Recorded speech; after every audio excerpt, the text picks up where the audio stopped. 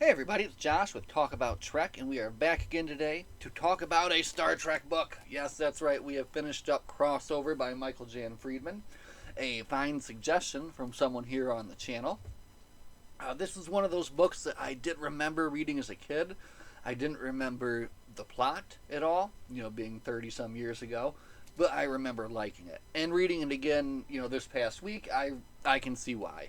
It is a well written and just very interesting TNG adventure where they take the crew, the cast and crew of the Next Generation, and then in a way they have them kind of almost shown up by these TOS characters. And not in every situation, but in some, and just in startling fashion too, especially in the case of Scotty.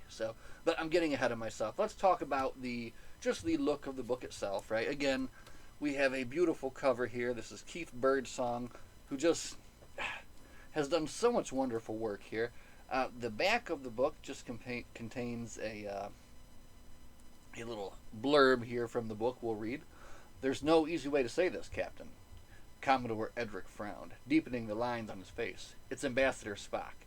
He's been captured with a group of unificationists on one of the Romulan Empire's outer worlds.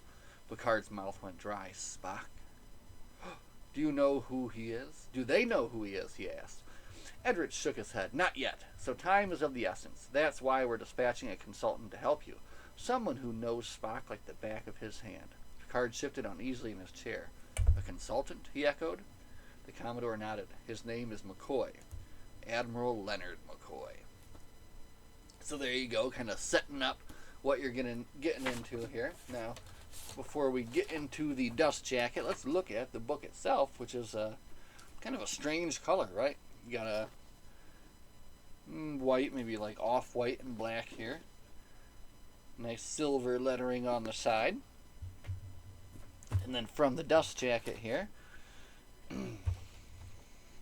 in the best-selling tradition of Best Destiny, Sarek, Q Squared, and Federation, Pocket Books presents the latest in a series of epic Star Trek hardcovers, Crossover. Written by Michael Jan Friedman, the author of the smash hit hardcovers Reunion and Shadows on the Sun. I think I've read Shadows on the Sun. I don't know if I have Shadows on the Sun. Anyway. Let's see. Let's read a little bit about Crossover here. Once a violent, primitive race, Vulcans renounced brutality and their warlike nature for logic. But a small faction established the Romulan Empire, where the old Vulcan way flourished. Now, deep in Romulan territory, an underground movement to reunite two worlds of common ancestry but conflicting ideologies is underway. A reunion some have waited a lifetime to see, and others would give their lives to stop. Continuing the mission he began in Unification, Starfleet Ambassador Spock endeavors to impart the logic of the Vulcan way to a small band of Romulans eager to unite the Romulan Empire and the planet Vulcan. But unbeknownst to them, a Romulan spy has joined the ranks disguised as Unification sympathizer. Deceived by this traitor, Spock and his students are taken hostage. Fearful that Spock's knowledge of the Federation security will fall into enemy hands, Starfleet dispatches its best ship, the USS Enterprise, 1701D, and the most respected captain, Jean-Luc Picard, to secure the hostage's release. Spock's former shipmate from the original Starfleet ship Enterprise, Ambassador McCoy, more than 140 years old but still as feisty as ever, is brought in to consult on the negotiations. Their situation is further complicated when Captain Montgomery Scott confiscates an out-of-service starship and effects his own daring rescue of Spock. Picard must now find a way to preserve the Federation's security and prevent a war while treading a minefield of danger and deadly Romulan politics that threaten his ship, his crew, and the Federation he serves. Whoa. So anyway, here's your author. There he is, Mr. Michael Jan Friedman. And a little bit about him. When provoked, Michael Jan Friedman will confess to being the author of 14 Star Trek and Star Trek The Next Generation novels, including 3 collaborations with other authors. Friedman originally broke into the writing field with a number of heroic fantasy novels. He is now the writer. He is also the writer of the monthly Star Trek The Next Generation comic book series from DC Comics, which is awesome. I have that. He makes his home in Port Washington, New York, with his wife and two adorable clones, or sons. When he is not writing, a condition that occurs less and less frequently these days, Friedman enjoys sailing, jogging, and spending time with his family. He is quick to point out that no matter how many Friedmans you may know, he is probably related to none of them. Very funny. It's fun when a write-up has little jokes in it like that, right? So anyway, that covers the dust jacket and the book itself. So what else can we tell you guys about crossover here today? Turns out we do have a little bit more information that we can impart here from the book about books, of course, Voyages of the Imagination here. And it looks like he got a little bit of a word with Mr. Friedman, who says, crossover was Kevin Ryan's idea. He said, what about Over the Hill Gang rides again? Do you want to do that? And I said, sure. And he had all kinds of ideas, and they were good ones as usual, and I ran with it. It was great fun. I mean, having McCoy and Picard at odds was wonderful. It just wrote itself. It gave me a chance to do some funny situations with Data and juxtapose them with some very serious, grim scenes involving Spock. It was great to do Scotty, it was great to do McCoy, and it was great to do Spock. And to be able to do them all together, even though they weren't meeting, they weren't getting together, they were all pieces moving on the chessboard, and it was more fun than I've had with almost any other book. How about that, huh? And I think that shows in the writing as well, because it is a very fun book. And again, there are some darker moments in this, and in regards to Spock's situation, and what is going on with him, obviously. But then there's also some very lighthearted moments. There's some, so it is a mixture of drama and action, and it kind of covers all the bases that you're looking for in your good Star Trek book, right? Now, with this being this kind of crossover event, your typical TNG characters, they don't get the most to do, right? Since you're adding in McCoy, Spock, and Scotty, which of course the story really kind of and rightfully does focus on what the three of them are doing, and then the kind of the other crews and everybody else's reactions to that, and then a little bit of focus as well on the Romulan side of it, and there's always this bit of kind of backstabbing and manipulation, the struggle for power within the Romulan Empire, so you have that going on there as well.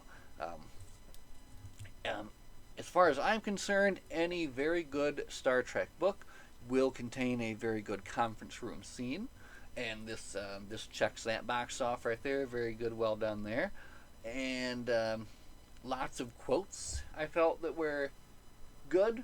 Some funny moments, some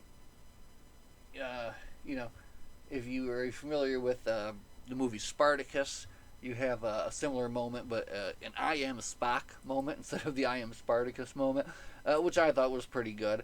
Cliched, but still funny. Scotty here, I think, actually kind of steals the show, in my opinion, too. His part in the story was, it makes me think that he was like a huge Scotty fan, and he's like, all right, I'm going to show everybody that Scotty is the man. And Scotty is the man, right? And I guess this is cool just to see him doing some more after his return, after that Dyson Sphere episode, right? So a lot of fun stuff there, and some interesting plays, and I guess dialogue between Picard and McCoy as well, right? So a lot going on there. So very fun, very cool, and all in all, if you're looking to pick up just a fun TNG book, right, but also you want to have some TOS flair, I mean, this is your book right there, right? And it is just a again, he had fun writing it, and it shows in the book, and you feel that when you're reading it. And I mean, what can be better than that, right? because that's what I'm here for. That's what I'm here to do, is to have fun, you know. So it was a blast. Let's get into a little bit of why I liked it. What things did I like about it? What specific scenes? So anyway, spoiler time. Um, I forgot to mention this was published December of 1995. So I would have been all of 12 years old when this was released. 305 pages. And is set in the time after All Good Things, right? So you are in the 8th season of TNG here, basically. And again, the book focuses on Spock, McCoy, and Scotty more than anything. And Spock's story is always kind of like a little bit dark. But also, it's very insightful into his teachings, into the ways of Surak, and also just in taking some of the teachings there to apply to your own life, to be honest with you. Because there's some things, that were very, profound, maybe, But anyway, Spock gets busted, right? His unification movement gets busted. We read that on the dust jacket, but we didn't know that going in. And he is captured. However, they don't know who they got. So he's been captured by this Governor Theris, and they are on a Romulan colony world, Constantius, we'll say. And we will try not to say that too much.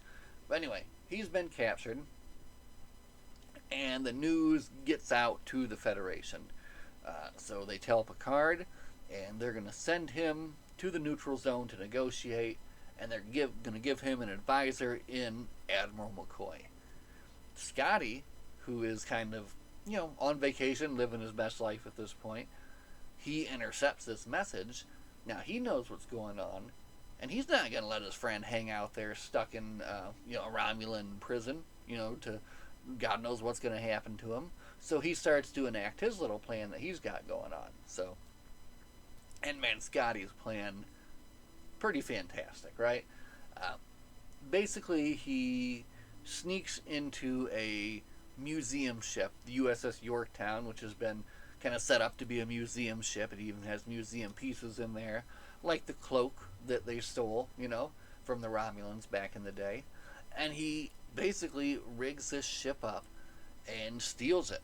He uses his shuttlecraft to kind of connect all the systems to it so that he as one person can run this whole Constitution class ship by himself. It's cloaked as well, and he's going to take this bad boy into the neutral zone to save his friend Spock, right? And all is going perfectly well until basically a small, he gets caught by like the barest of margins, right? Just happens to be that one Romulan guard was being extra attentive that day and was looking just in the right spot, and they're able to figure out where he is. Obviously, it's it's a 100-year-old ship and a 100-year-old cloak or whatever, so they're able to find it and get him, and they capture him. He's surprised they don't just blow him up right away, but then Scotty, being the genius that he is, devises a plan and makes himself look crazy to these Romulans, right? So that he can kind of keep himself alive a little bit longer. So he just keeps impressing me with all these different things that he does. We'll just continue his story. He gets thrown in jail, threatened with interrogation, Romulan interrogation, not going to be good, right? He escapes from jail on a Romulan transport somehow.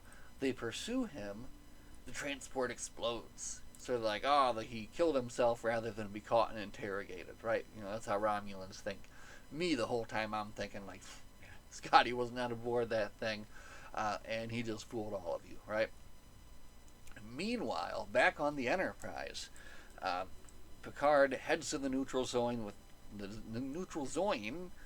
with Admiral McCoy, and it is fun to see them butt heads. McCoy is pushing for more rash action while Picard is, negotiating, trying to do what he can do to release the Unificationists. And in his mind, he's got a pretty good plan where, he lays it out to the Romulans as basically being a kind of a positive thing for them to be able to get rid of these people rather than turn them into martyrs, right? Because at this point, they still don't know that they have Spock, right? But now that they've called Scotty, they figure out who Scotty is. They figure out we have Spock. So now they know. And then this this head pro-council dude, Oregion, he comes into the picture, and he's been in it for a while. And now he's going to bring himself to this planet and kind of insert himself into the situation as well, too. Now, McCoy, fed up with Picard and not wanting to kind of sit on his heels any longer, relieves him of duty, actually. This part of the book was a little crazy. I find it hard to believe that they would actually go along with it, just given that McCoy's like 140 years old. But he holds the rank of Admiral, and he takes command of the Enterprise, and basically kind of blows it, right? In the end, he is not able to negotiate with the Romulan. The Romulan realizes who he has, and McCoy kind of gives up command back to Picard, right? Now Picard takes back over, but then he decides that they have to go in, right? So you have this kind of turn of things where at first he was, kind of wait and see, but now he's going to go in. And then you have one of the funnest things you can have in TNG. You have a little bit of saucer separation. They're going to leave the civilians behind and take the star drive section in. What am I missing here? There's so much going on. The whole, and I'm not even getting into this story, but the whole prison on Constanthus scene with Spock and the Unificationists and their, struggle against the governor. There's so much there, First off, the Unificationists, their struggle to kind of like accept the ways of Surak, right? But then as they're presented with their capture and their deaths, they revert kind of to the Romulan ways, and it's harder for them. And then Spock kind of sees this as well too, and this kind of leads him in the end to being like, it's not about making them more like Vulcans. It's going to be about taking the best of both, and putting them together, which I thought was a really good message in the end too. Spock had a lot of really good things to say in this, and really, his section was just very well done. One of the things here, new ideas are essential to growth, and he was comparing it and talking about like the Romulan Empire, and not growth like how they grow, not growing to conquer, to get more, but a spiritual growth, growth inside, and I thought that was really good. So the book ends with first off, once they find out Scotty gets caught, Riker, Data, and LaForge take a shuttle in to rescue him, right? They go in there, they get all the way into Romulan territory to the planet, beam down, only to find out that Scotty's gone, presumed dead, right? And then they get captured, and I'm like, oh man, this is too perfect. Scotty's going to come in and save these guys. And sure enough, that's what he does. He comes in, he saves the day, he gets them all out of there. They're able to beam back to the Yorktown, and then here you have this fantastic space battle where the Yorktown is trying to defend itself off against these warbirds. The star drive section of the Enterprise D comes in. You have some precision phaser targeting and photon torpedo firing by Mr. Worf, all to end in a in the end, they lose the battle, but McCoy comes in with a little bit of diplomacy and is able to talk down Oregion, basically, and show him that letting them go would be the best thing to do for both himself and for the Romulan Empire. And we get a wonderful little quote there at the end where, he says, he gets complimented by Picard, and then he tells Picard, well, I'm a doctor, not a diplomat. And then Picard says, well, you're a doctor, but you're also a lot more than that as well. So just feel good times, feel good book. Fun. Spock, McCoy, Scotty, the crew of the Next Generation. A beautiful big hardcover with a fantastic art here by Keith Birdsong. I mean, what more can you ask for, right? Again, thanks for the suggestion. That was a fine book, and I am happy to read it and happy to have spent 20 minutes talking about it here. And you know what we got to do next? Listen, last time we spoke about books, I said that I had finished up this whole row over here, right? I got this whole row of TNG. And then when I was putting back the best and the brightest last week, I noticed something over here, which is this book right here called Star Trek Klingon, which, while not a TNG book technically, Star Trek Klingon, does fit in to this publication timeline I have. So anyway, long story short, Star Trek Klingon is next, providing I haven't read it. I need to check everything and make sure I haven't read it, but I'm fairly certain, and it looks like I haven't touched it yet. So that's going to be next on the agenda. Lots more coming down the pipeline here, of course, for Talk About Trek, but today we talked about a book and it was good. As always, live long and prosper, my friends, and we'll see you guys in the next one. You have a good night.